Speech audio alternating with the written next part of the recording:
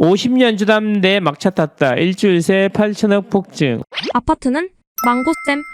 막차 탔다는 이야기가 뭐예요? 이제 50년 주담대를 막으려고 하니까 일주일 새 8천억이 폭증했다. 한 달에 1.2조 몰리더니 일주일 뒤 2조 돌파했다. 당국 규제 소식에 영끌 막차. 이제 막히기 전에 빨리 받자. 이런 거죠. 그래서 8천억. 자, 은행 정부 규제 앞서 판매 중단. 나이 제한 검토.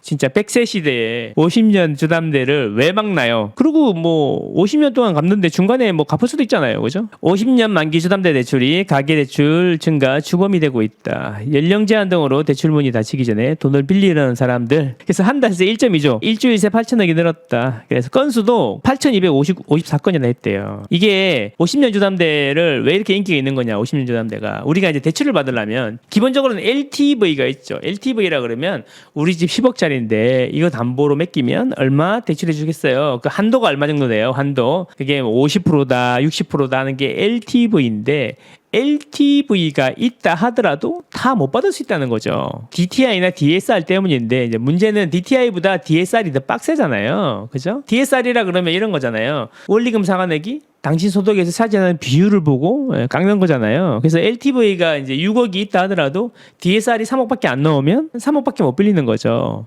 근데 이제 이 원리금 상환액을 기준으로 하기 때문에 그 대출 기간을 10년으로 받으면 10년 내에 원리금을 다 갚아야 되기 때문에 한 달에 내는 돈이 크잖아요. 그래서 DSR이 확 올라간단 말이야. 근데 이걸 20년, 30년, 40년, 50년으로 하면 원금 상환액이 그 50년 동안 쫙 나눠지기 때문에 5분의 1로 줄어들잖아요. 그냥 쉽게 생각하면. 그래서 다달이 나가는 돈이 적어진단 말이에요. 그래서 DSR이 한도가 올라가게 돼요. 그래서 이제 대출을 많이 해주기 위한 꼼수로 장기로 50년 주담대를 하는 거죠. 그래서 인기가 있는 거죠. 그래서 이제 50년 만기 주담대 상품을 잇따라 출시했다. 은행들도 이제 눈치 딱 깐 거지. 아, 이렇게 만기를 크게 하면은 사람들이 대출을 더 받겠구나. 은행 입장에서는 이제 대출을 더 많이 해주니까 이자 수입이 많이 들어오잖아요. 안 그래도 정부가 이제 가상금리 깎아가지고 수입도 줄어들었는데 이렇게 해서 대출을 많이 하자.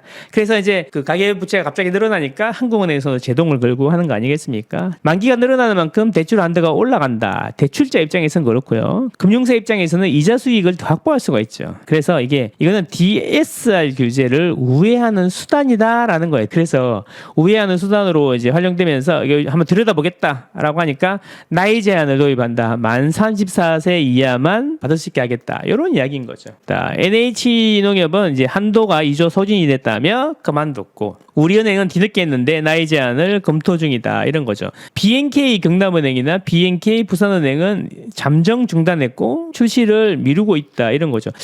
제가 재개발 재건축 하면서 중도금 대출을 이제 여러 군데서 받아봤는데 BNK 그룹하고 전북은행 이쪽이 되게 대출 까다롭게 하더라고. 그래서 여기도 보니까 BNK 바로 중단하네요. 정부 말 잘 들어요. 그죠? 예. 이런 상황이 돼서 이제 뒤늦게 삼성화재나 삼성생명이 보험회사에서 이제 끼어들라 그랬는데 야 우리는 하지도 못하게 생겼다. 그래서 불만이 많다. 이런 이야기입니다. 그래서 이런 것 같아요. 주택시장에 대출이 한도가 안 나와서 못 사시는 분들이 생각보다 많은 것 같습니다. 그래서 한도를 늘려주니까 사람들이 대출을 받겠다고 난리인 거죠. 사람들이 집을 사고 싶은가 봐요. 그래서 갑자기 대출이 늘어나니까 이제 우리 창드래곤님께서 발끈하셨죠. 이창용 가계부채 지금 속도로 늘면 강력 조치할 것. 자, 이창용 총재는 부동산 연착륙을 위한 미시 정책을 조정해야 한다라고 가계부채 증가 원인으로 정부의 부동산 규제 완화를 지목했다. 부동산 규제 완화라는 게 대출 많이 해주겠다 그런 거잖아요. 특례 보금자리론 이런 거 있잖아요. 한도 늘려주고 전세금 보증 반환 대출 이런 것도 해주고 그래서 대출을 많이 해주겠다라고 하니까 난리가 난 거죠. 그래서 이제 지난 10월부터 물가 때문에 금리를 올릴 수밖에 없었어. 레고랜드 사태 발생하고 물가도 오르고 해서 금리를 올릴 수밖에 없었다라는 거지. 그래서 금리를 갑자기 확 올리니까 부동산 시장이 경착륙을 하겠다는 거야. 부동산 시장이 경착륙을 하니까 금융위기가 올까봐 걱정을 했다. 이창용 총재예요. 금리는 어쩔 수 없이 올려야 되는데 물가 때문에 부동산 시장이 박살나게 생겼다. 그래서 걱정하고 있었는데 정부가 경착륙은 안 되니까 돈을 풀어가지고 연착륙을 시키겠다라고 해서 규제를 막 풀어서 이제 대출을 권유했단 말이야. 그래서 어느 정도 연착륙이 됐다라는 거지. 그러니까 이제 부동산 규제 풀었던 거를 다시 원래대로 돌리자.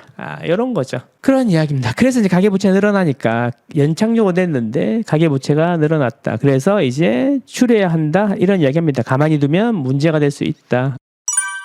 그런 거 아닌가. 이창용 총재가 이렇게 세게 얘기하는 것도 이제 물가가 빠른 속도로 안정되고 있으니까 한국은행에서도 이게 금리를 낮춰야 되는데 이거 금리를 낮추면 이거 지금도 대출이 이렇게 막 빡세게 나가는데 이거 낮추면 큰일 나겠는데? 완전 가계부채 장난 아니겠는데? 그렇잖아요. 금리를 더 낮추면 더 대출을 많이 받겠죠. 그래서 가만두면 안 되겠다. 근데 어쩔 수 없이 금리를 낮춰야 된다. 그래서 엄포를 놓는 거 아닌가 이런 생각이에요. 사람들이 대출 받아서 하면 큰일 납니다. 이런 이야기를 해주고 싶은 것 같습니다. 근데 저는 이렇게 생각해요. 사람이 집값이 오른다고 생각이 되면 한국은행에서 뭐라고 하든가 말든가 대출 받아서 집을 사더라고요. 그래서 부동산이 1년 뒤에 오르겠다는 심리가 이 팽배한 이 상태에서 과연 한국은행은 어떠한 지혜를 발휘할지 궁금하네요. 일단은 엄포를 놨습니다. 금리를 낮춰야 되니까. 저는 여러분과 여러분 가족의 행복을 응원합니다. 안녕. 특강은 아래